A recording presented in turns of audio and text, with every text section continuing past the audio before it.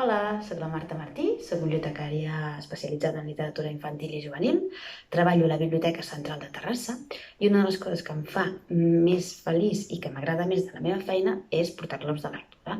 És per això que estic molt contenta de poder compartir amb vosaltres aquest club de lectura que anirà entorn al llibre Hotel Winterhouse. Hotel Winterhouse és una de les obres seleccionades al Premi Atrapa Llibres d'enguany en el que seria la categoria de 11 a 12 anys. Ha estat seleccionada juntament amb altres dues obres, una és El peix número 14 i l'altra és Palmira i l'efecte crisàlide. Bé, Hotel Winterhouse és un llibre escrit per en Ben Watterson, és el primer volum d'una trilogia, però no patiu que sigui una trilogia perquè no ens deixarà tirats, Acabarem el volum que comença, o sigui, la història comença i acaba. Sí que és cert que deixen uns serrellets, que ens deixen entreveure què passarà en el segon i el tercer volum de l'entrega i de la trilogia, però nosaltres acabarem la història que llegim. D'acord?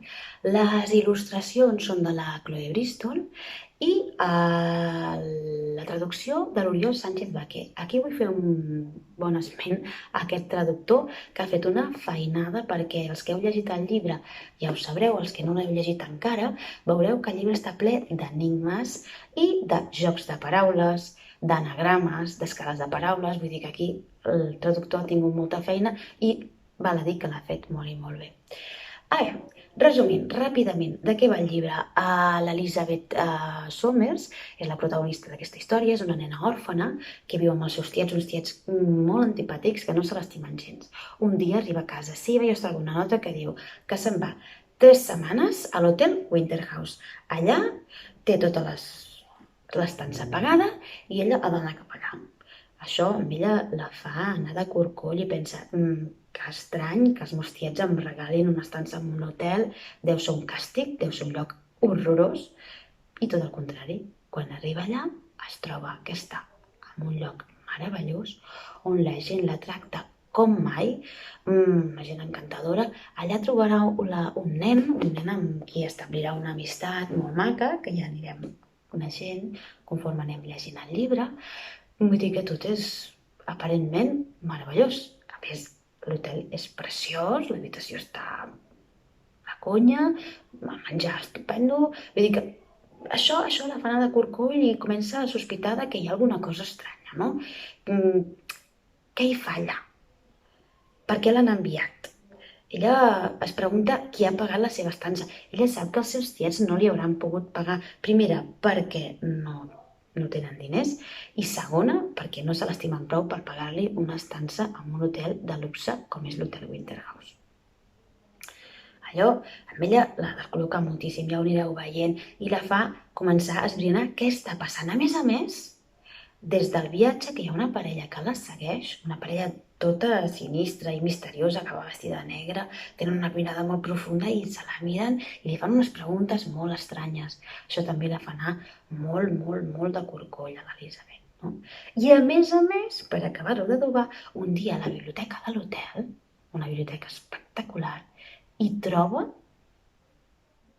un llibre màgic, un llibre que veureu, un llibre que des del moment que l'obre se n'adona que hi ha alguna cosa també estranya.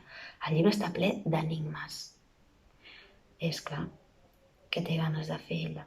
Resoldre'ls. En definitiva, amb aquest llibre la intriga està servida. I és que l'Hotel Winterhouse és la típica novel·la d'aventures clàssiques. Imagineu-vos, estar en un hotel de luxe, al mig de les muntanyes, tot nevat, meravellós. I a més, amb secrets, amb misteris, qui no li ve de gust anar-hi, amb una protagonista que ens enamora des del primer moment, una protagonista que, tot i tenir una vida molt dura, és valenta, és intel·ligent, té molta empenta, tira endavant, no la para ningú. Vull dir que ens enamorarà des del principi. Els altres personatges principals també són encantadors, tant els bons com els dolents. Ens els creiem des del minut número 1. Estan molt ben descrits. Realment, aquí la feina de l'escriptor se l'ha de felicitar perquè també ho ha fet molt bé. La trama, tot i ser molt recurrent, és un tema molt recurrent en la literatura infantil, és prou original i ens enganxa des del minut número 1. un dels aspectes que també ens encanta és que hi ha una pila de quantitat de recomanacions de llibres clàssics de la literatura infantil. Hi trobem El jardí secret, La brúixola daurada, Alicia al país de les meravelles, Anna de les teules verdes i molts més. Ja el descobrireu.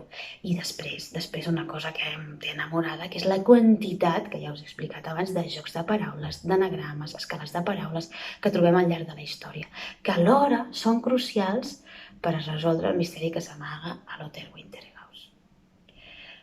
Com veieu, tenim una pila de coses per descobrir, una pila d'enigmes que descobrirem a poc conforme anem llegint.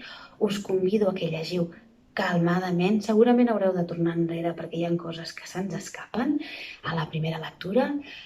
Gaudiu-lo, assaboriu-lo i ens trobem el dia 9 de setembre a les 8 del vespre i comentem si us sembla aquesta obra, que espero que us agradi moltíssim.